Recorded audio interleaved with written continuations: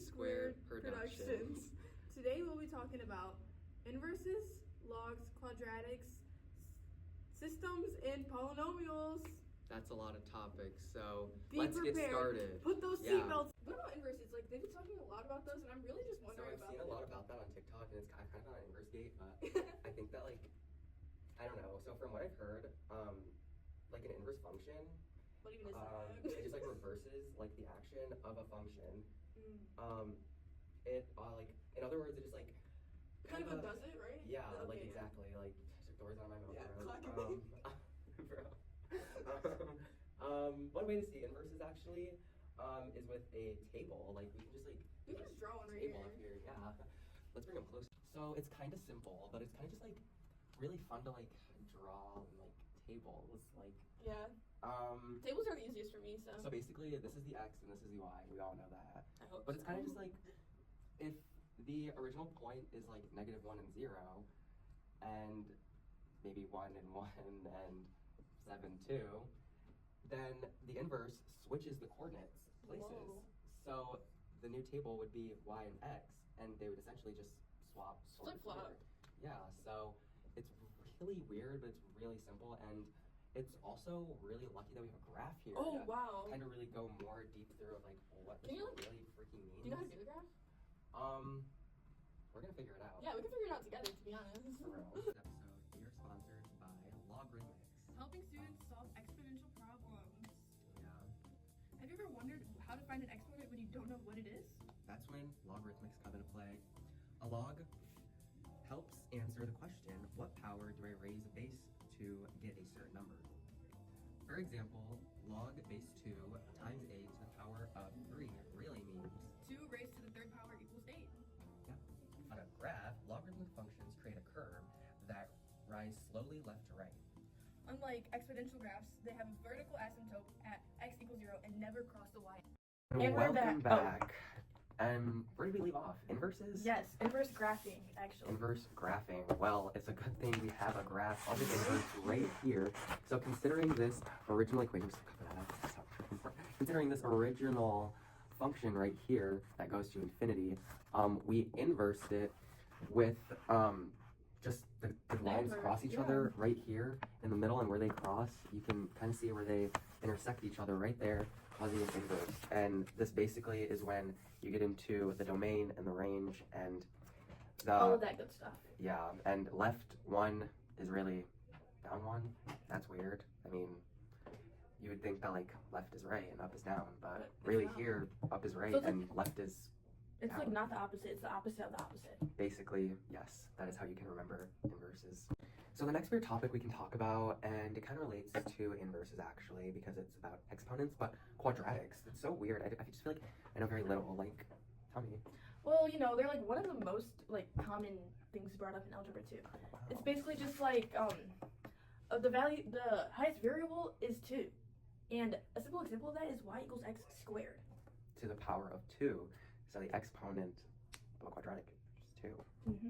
Yeah. Can you show me a table? Yeah, so we actually have a table right here On hand. on hand where we can see where everything goes kind of down by 1. We're just gonna look at the x side right now, where everything kind of goes down by 1. So everything -1, -1, -1 to get all the way from 0 down to -3.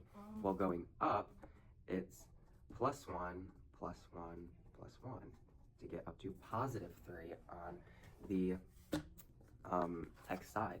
While on the y side, we can see it's different, where the exponents or the numbers on the y side are kind of flip-flopped in that they go negative up, positive goes down. Oh yeah. So we're gonna kind of see where this lands us. So this would be going down -1, another -1, +3, +5, +7, This one's so and sure about +9. this. I'm so freaking sure to get Oh. that sequence, but those are all different numbers, so it's kind of weird. But what we can see is that they have a trend inside of the growing numbers where they all add by 2. Oh my gosh. So- It's all coming together now. Yeah. Wow. So that's where we end up with the exponents by 2. So that is kind of how That's a that quadratic works. table. And that's the quadratic table. Kind of, we can even see that on a graph from the table itself. Do you have any idea of what this shape could be called on the table? Pair of parabolas? Close enough. A parabola. Oh, A parabola yeah. creates a U shape, and you can see right there. We translated our table onto our graph here. and Amazing. That's what made, bro. So you can't really argue with art and like the ways that math just works. It just works out some just works. weird You ways. can't argue with numbers. And wait, what's the highest point called? The highest point is called A vertex, right? yeah. Because wait, the U kind of looks like a V, so you can just remember it that way. Exactly. With like the U shape and the vertex. Think of it kind of as like a function that represents a change in energy, kind of. Oh, like a ball getting thrown in the air. Exactly. So it goes up, but also comes down at the same velocity that it went up. So it's kind of crazy how science plays into it all too. Yeah. Yeah.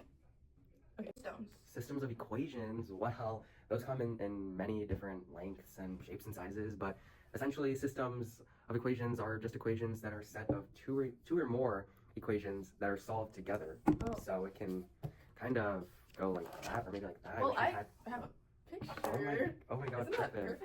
That's freaking So- perfect. What do you think this is? These two red ones that are Oh, just that's definitely a parallel Parallel? system of equations. because they're going the exact Because same they're way. They're the going exact, same way thing. and they don't intersect. That's At the all. important part. What about the ones that do intersect? The blue ones. Oh, those ones are definitely intersecting. Like those intersect, and those are two that are solved with the same point in the middle. So Yeah, but there is like you can't solve them. yeah, because they're intersecting. Mhm. And then there's one just straight line right there. And that's just One function, solution, One yeah. solution. Straight.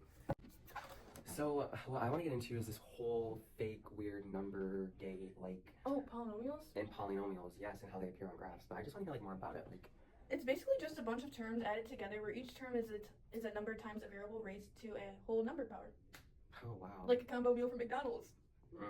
Sounds good as heck right Actually, I have some now.